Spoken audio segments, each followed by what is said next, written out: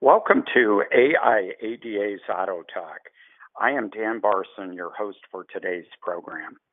AutoTalks are held the third Tuesday of each month, the first session being at 10 a.m., and then we repeat again at 4 p.m. Eastern Standard Time.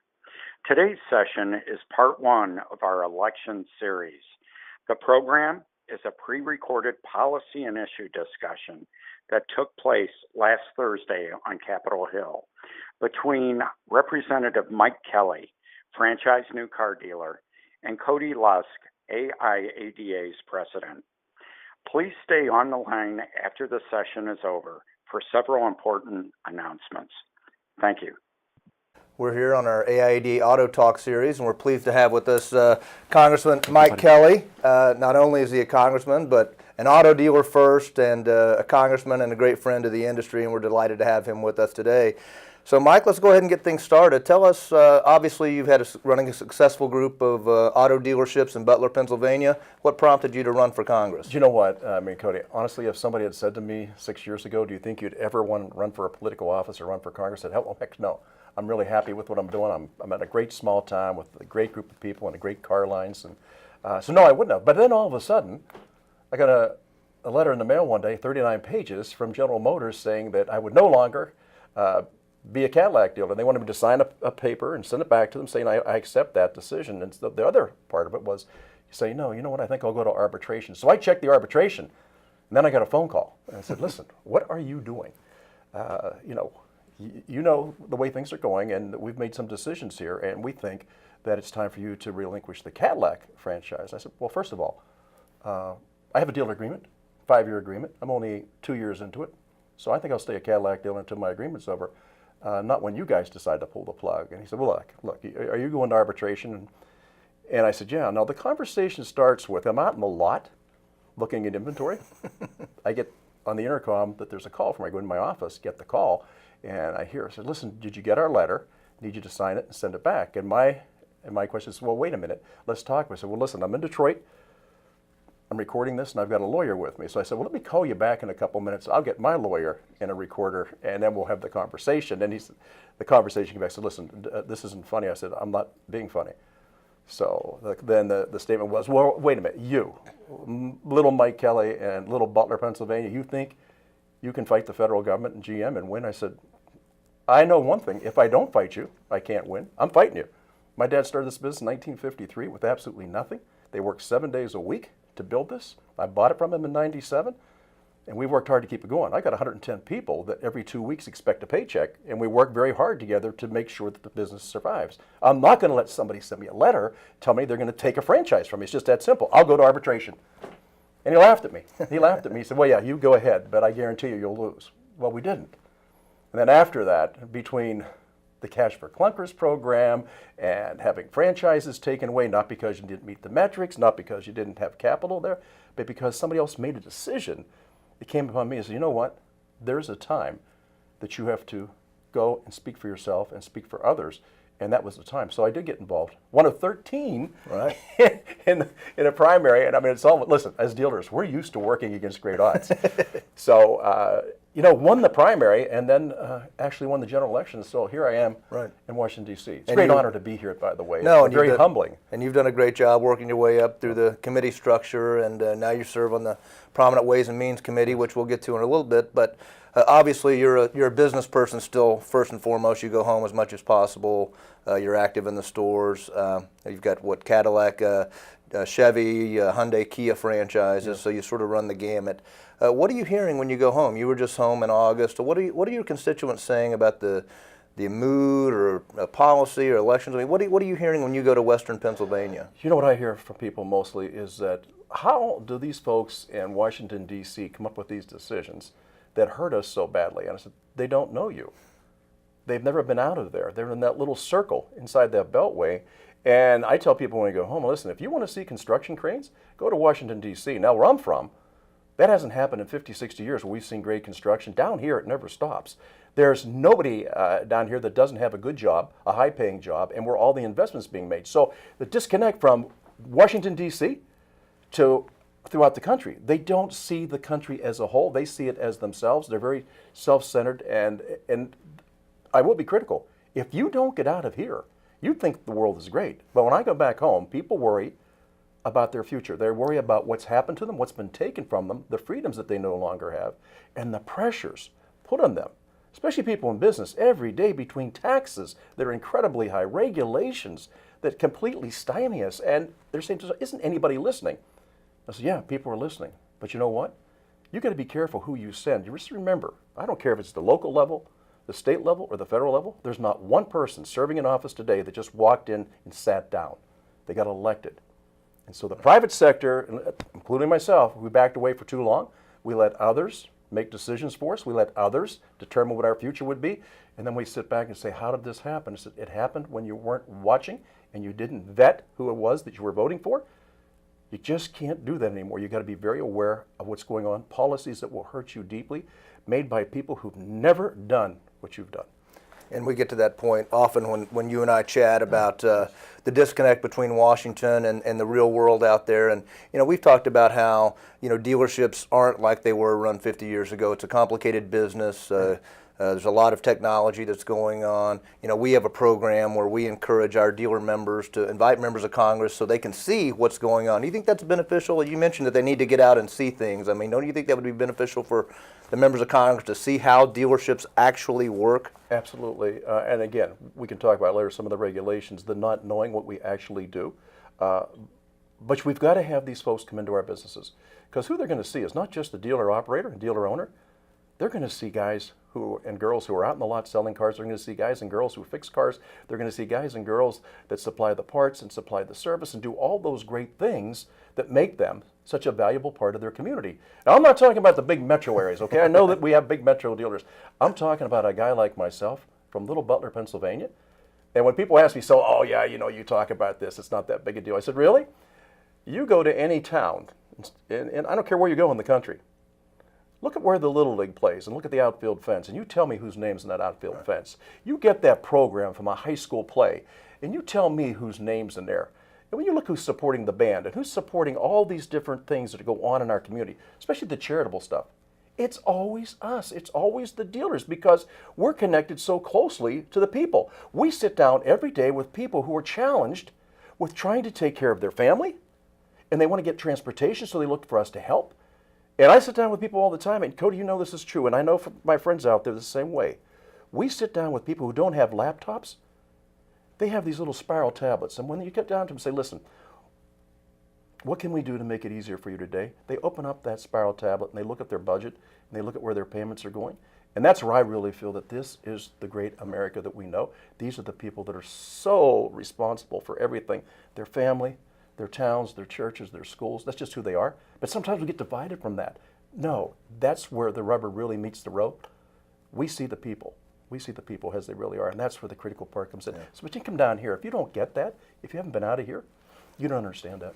Well, let's talk about some of what you're doing. Again, mention that you're now on the Ways and Means Committee, probably the prominent committee in the House of Representatives, dealing with all tax, healthcare, trade issues. What are you working on there? Tell me what you have going on. There's some other auto dealers on the committee with you there, so we like that. But Vern Buchanan's on there with me. Jimmy Renace's on there with me. I think one of the things that we're able to do, especially when you look at trying to redo the tax code, something that would actually make sense, we've got it down to a place where you can actually do it on a postcard and send it in. So you don't have to worry about those 78,000 pages and try to wade through them and figure out where your responsibilities are. So working on the tax code, looking at the overregulation, and certainly there's not any person in America right now that you look at what's happened to us. It is regulation after regulation after regulation, one heaped on top of the other, that creates an awful lot of cost, not an awful lot of benefit. So we're working on trying to look at regulations that are tamping down our economic recovery, taxes that are hindering us from being competitive, not just locally but globally, a health care package that we think makes sense for the people, not just a government program. So the important part is patient-centered healthcare. We're looking at that. We're looking at the cost of it. We're looking at Social Security because it is on a path and it just won't be solid. It won't be able to sustain itself. It's not going to be solvent. So we have to look at all those different issues. But Ways and Means is funny because Christy Noem is a colleague of mine, and I was with her one night. We were talking to some people, and she said, both Mike and I are in Ways and Means, and a lot of people look at that as different ways to be mean. and what it really does come down to, it does, as you said, we're a committee of jurisdiction, tax main thing, but we also are in healthcare. We're in so many different places that really drive policy that have a tremendous effect, and sometimes a negative effect, on the people that supply every single penny to run this business down here. That is our hardworking American taxpayers.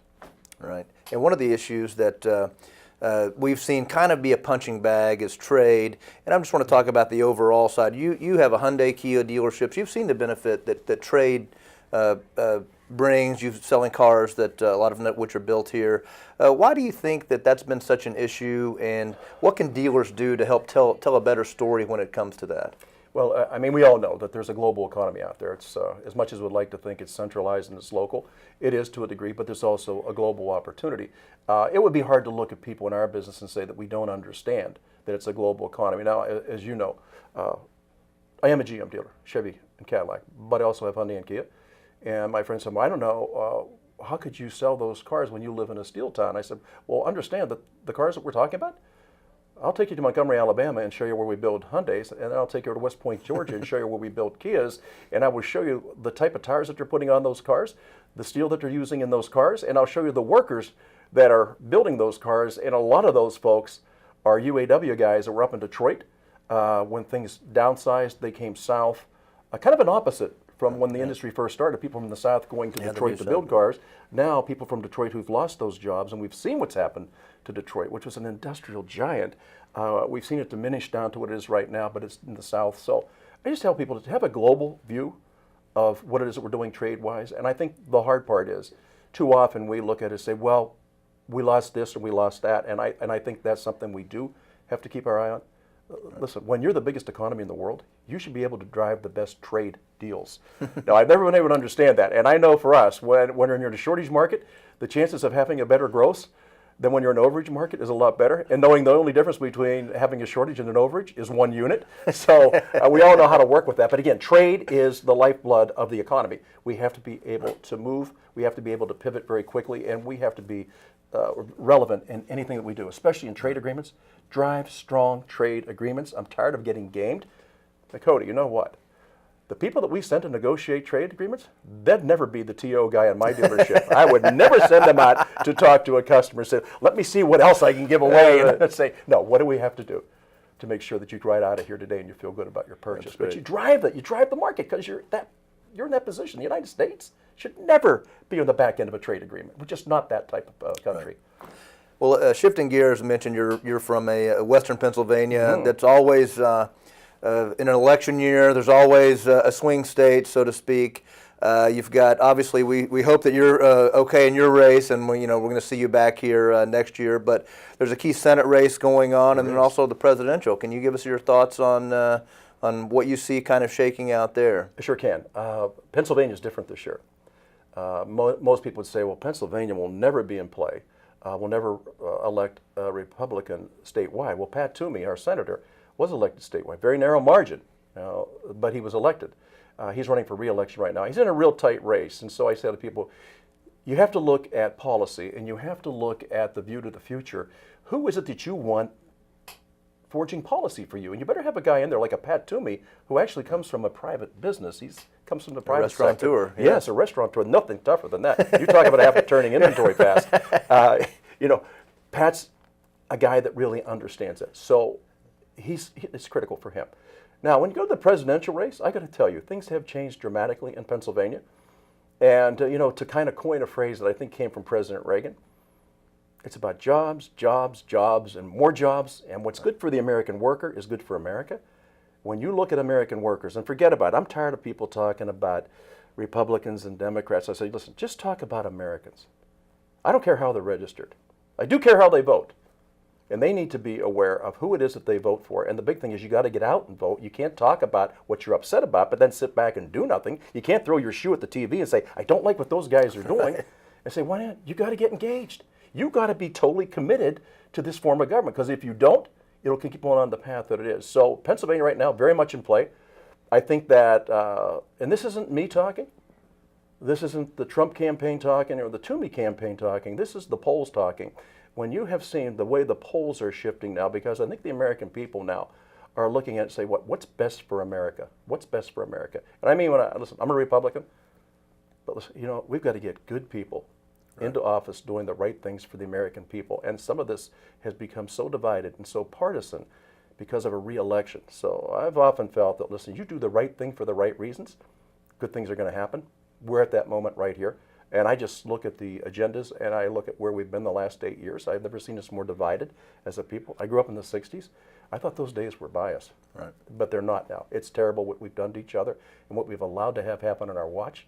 I know for that 1.4 million Americans in uniform that gave their lives to make sure that we have this opportunity, it would be irresponsible for us to turn their back on that sacrifice. It's up to us to determine who is in the office and who leads us and what policies we want. It comes down, it's that simple. It's just that simple. Yeah, and that's a great point, and we talk about how important it is, you know, regardless of what your you know, political perspective is, and that gets twisted along with the talk radios and some of the TV programming. But we try to educate our dealer members, as you know, just to get out, to get engaged with your members of Congress, get engaged at the local level, get engaged at every level you can, because that will help your business. It will help the member of Congress make better decisions because they're aware. I mean, what can you tell our members to get them engaged, or to let them encourage their employees to get engaged? Because this is the auto industry is at a future point, not just where the future of our policy is from a U.S. standpoint, but the auto industry's kind of got a lot of key things coming down the pike as well. Yeah, well, the dealer visit program is critical and it's crucial. I know for most of us, my first job at the dealership was sweeping floors, cleaning the toilets, emptying baskets, and making sure that the service department looked great, that the restrooms looked great, and that the waiting room looked great. I mean, that's just my dad said, listen, get your butt out there and make sure this looks right. And Mom and I put a lot on the line here, and you don't just walk in, you got to earn it. So I think most of us came out of that type of an environment. The other thing is that I really fear, when we don't connect with each other, like CFPB right now, the effect that this is going to have on lenders, of rules that keep changing every day, and it put lender in a situation they don't know which way to go. It puts us in a difficult position because we're the ones that are face to face with owners and prospective owners that really need our help to be able to put together the financial end. Once they've made a decision on what car or truck they want, then we sometimes have to put together that financial piece. So many people down here don't understand the relationship between the dealers and the lenders and what they have to do. So when you take the lenders and say, you better be careful what you do, and you look at some of the flawed thinking, they use zip codes and people's last names to say, you're not treating these people fairly. And say, no. You're so far away from the battlefield, you don't understand what it's like for folks. Those regulations alone have such a chilling effect. And the downstream effect of this is, it is going to crush a business model that's absolutely driven this country. When you talk about transportation and people being able to leave their job in the city and live in the country, when you talk about people being able to get up every morning and drive to their job, and the freedom to go around our country anytime you want, using the same language and the same money, it's unbelievable. Nobody else in the world like it. But we have people making regulations that don't understand. You don't want to destroy the relationship between the buyer, the dealer, and the lender. Why? Why would you do that? And then sit back and say, boy, we sure showed those people. Well, they can do that, except for one reason, except for one thing. We stand between a government that I think overtaxes us, overregulates us, and has divided us, and the American people who we represent. That's the strongest part. I love the part of being a representative. I consider myself a congressman. I represent 705,687 people in Western Pennsylvania and Northwestern Pennsylvania that just expect me to do the job the right way for them, not for me, for them. And to get on the CFPB, we've all had our frustrations there, but you said a representative. You're representing the people. You talk about somebody has a spiral notebook. They've got the price point that they need for a vehicle. Right. You and your finance people and the lenders are helping them get through a competitive process, get to where they can make the payment that they need on that car that they're buying. You have a person that's heading up this agency that has so much power, so much authority, yet is accountable to no one. How does that make you feel as a representative to want to oversee an agency or have something with an agency that you can say, hey, what are you guys doing? But they're accountable to no one. That has to be maddening. It is maddening, and truly the CFPB is governed by nobody. They can do what they want, pretty much. However, Congress still has the ability, the power of the purse, when it comes to funding different agencies. Also, I want people to think about this. The executive, the CEO of any company, and this happens across our nation every day, when you get a new CEO that comes into a business, every single manager may change. So all this alphabet soup of who it is we have, the EPA and what is CFPB and all this stuff, keep in mind, the people who work there don't change. I know in my town, whenever Armco became AK Steel, the same guys that I grew up with, that I played football with, that I sold cars to, they still went to work every day. The head of the company changed, and that completely redirected some of the things, the policies that they had been relying on. So you look at this stuff, and it comes down to who is it that's going to be the firewall between you and a government that I think has grown way too big and has taken way too much from us and places such a heavy burden on us to stay in business. So it's the representative. It's that guy or gal that's there every day standing up for you. That's great. And how do you see any administrative change? Obviously, we're going to get a change in the presidential, but how do you see that trickling down in some of those agencies? I mean, what sort of change do you see on the horizon, positive and negative? Well, there's positive and negatives to everything, isn't there? I just know in my business life, I've watched changes happen, and it didn't matter which franchise it was or what manufacturer it was. It's always the lead person that and the decisions that are made at the top that drive policy. I would just say to our folks that are out there listening, look, if you've watched the last 8 years and you're as disappointed as I am, as absolutely no growth or negative growth, if you're disappointed in the fact that things just haven't looked the same as they did when we were growing up, when you look at us more divided as a nation, and I mean at every level, if you're okay with that, then there's an obvious choice that will even take us farther down that road. Or there's somebody from the private sector who's worked all his life with other people to accomplish things that are mutually beneficial. Now, what do I mean by that? It's obvious. If you've never had to work with other people to get things done, but you could use your power to force an issue, or you could overuse your executive powers to force an issue or to establish a policy, then I look at it and say, my gosh, we've suffered so much under the last 8 years with the country. Think of this. United States of America, 1/5 of the world's fresh water.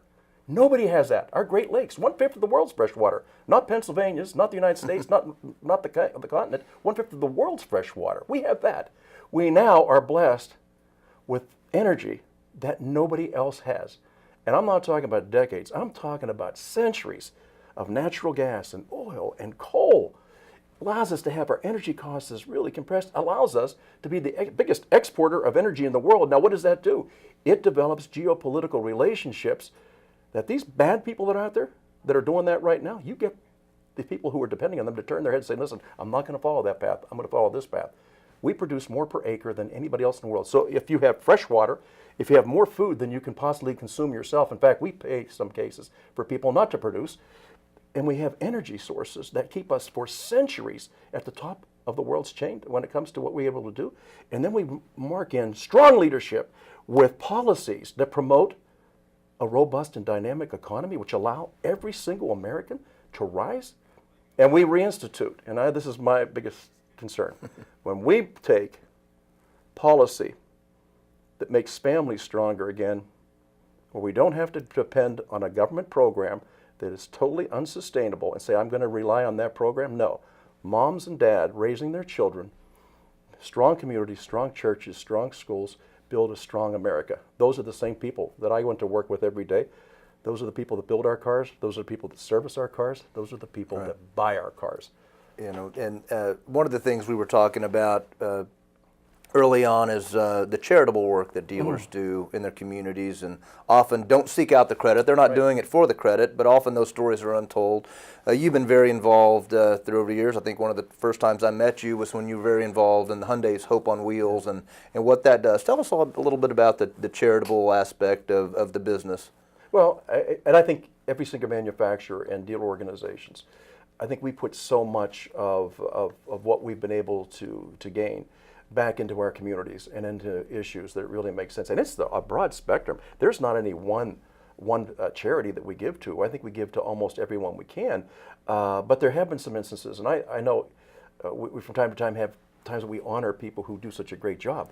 I can't imagine being a judge trying to determine who gets the award. Because, no, I mean this. There are so many dealers, gals and guys with such great hearts, giving hearts, and they share with everybody else. Hope on Wheels has been especially one of those issues, or one of those charities that we look at. To go from where we started to where we are today, I think we're going to be at $115 million today that we've raised, and we give to research for childhood cancer. About an 82% positive on that, as far as being able to defeat cancer and giving that child a chance to live a little longer and tell a parent, your child has cancer, but you know what? Your child's going to be okay. What a great thing that is to do. It's not just Hyundai. It's every single manufacturer. Everybody has something that they love. When I look at my brother dealers and sister dealers, we do so much, and not in a way to pound our chest and say, look what we did. We quietly give, and we feel, I think, more than anything, so blessed to be in that position that we can actually help somebody else who needs our help and can't do it on their own. So I think that's the beauty of being an American. Yeah, that's great. That's a great point. And, Mike, is there anything else? We appreciate all that you do for us and all you do for the dealer body. On a final note, is there anything any message you want to impart to the dealer body out there? Again, we can't thank you enough for your leadership and obviously your passion you have for serving your country, but also for this industry. Cody, I think the big thing is I don't want any of my fellow brothers or sisters in the dealers right now to feel that each of them aren't relevant. And I got to tell you, it's only over when we decide it's over. And so for each of us, it's not so much me looking at it as a battle. I'm not looking at an enemy. I'm looking at people who are totally uninformed and they are unaware of the harm they are doing. The unintended consequences. Right. Even at our own level. I know I've done things at the store. I've instituted policy, and I say, oh my God, what was I thinking? That's not good. That's not good for my people. I got to change that. And so I would change that. But right now, in America, it is the frustration with our governments, local government, state government, federal government. We're all frustrated, and we're throwing our hands up or tearing our hair out and say, don't they know what they're doing? I'll just tell you, they don't. They don't know what they're doing because they've never walked in your shoes. They talk the talk, but they never walk the walk. Have them come into your store so you can show them what it is you do and how important it is for them to understand a business model that's very fragile. Right. Oh, they think because it's a big ticket item, they think we're all just washing all this money and we don't have to worry about anything. I'll tell you what, there's nothing harder. Sometimes your heart is willing, but your wallet's weak. There's times we can't do the things we want to do. But that falls on our shoulders right now. It's not an option, and I mean this sincerely. You cannot sit out what's going on right now and be upset about it without getting registered and getting out to vote. And please, whoever your local representative is, get them into your store and show them what you do every day and the lives that they're affecting and the future that they're affecting. They just don't know. So we got to communicate with them on a regular basis. So listen, hey, God bless y'all. I know everybody works so hard. It's just, right. I when I got here, people said, what do you think about the hours? I said, I guess I can cope with it. It's a lot less than what I work now. I said, what? I said, yeah, well, and they said, what do you work? I said, we work half days. And they said, you guys only work 4 hours. I said, no, 12. Half days, 12 hours. Not, we don't work 8-hour days. Nobody knows what an 8-hour day is. And I guarantee you, when you're that guy or that gal, you're never away from the store. You may leave the store, but you take everything home with you. And there's a lot of sleepless nights. So I would just say, look, we can win, but we got to stay on board. And you can't take a day off. You can't take a play off. That's the key. We got to stay on top of it. Well, listen, Mike, I can't thank you enough for your leadership. It's always good being with you. It's been great for us. And thank you, all of us, for joining us again on this month's Auto Talk. Thank you. Thank you for joining us today. We hope you enjoyed Representative Kelly's comments and insights. If you are interested in hosting your member of Congress and participating in AIADA's Dealer Visit Program, our professional staff will assist you. Please contact us at 1-800-GO-AIADA and ask for Sarah Martinez or Rachel Robinson. Please mark your calendar for October the 18th as our election series continues with our second program, Political and Polling Insights on the Election, direct from Washington, D.C.